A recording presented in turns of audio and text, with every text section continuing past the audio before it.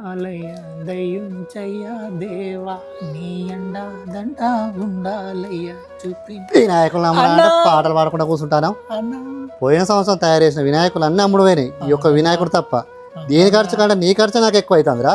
అవునా. ఈ సంవత్సరం గిట్టి ఇది అమ్మలేదు అనుకో, నీ జీతం కాదు నిన్ను ఉద్యోగాలకే తీసేస్తా. అన్నా గణపయ్య విన్నావా అయ్యా, ఇప్పటికైనా వెళ్ళావయ్యా. బాబు వినాయకుడు ఎంత? అమ్మో గట్టి పాటే దొరికింది.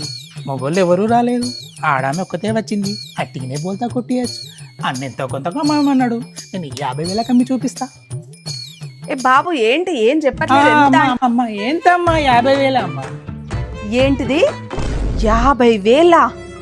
ఈ వినాయకుడికి ఎవరైనా 50,000 పెడతారా? 50,000 పెట్టరా? మరి ఎంత పెడతారమ్మా? ఎంత అంటే ఓ 10,000-15,000 పెడతారు అంతే.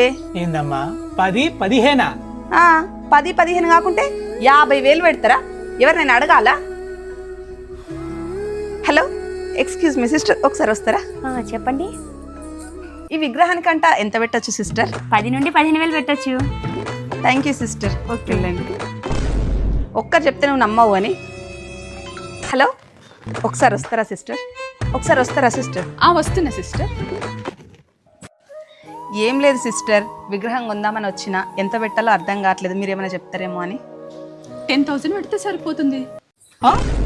10,000? లేకపోతే నన్నే బోల్తా కొట్టిద్దాం అనుకుంటున్నావా? Thank you.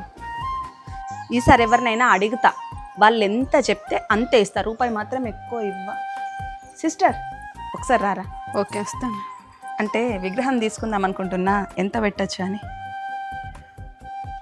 కలర్ కొంచెం డిమ్ ఉంది కాబట్టి ఒక 15,000 పెట్టచ్చు.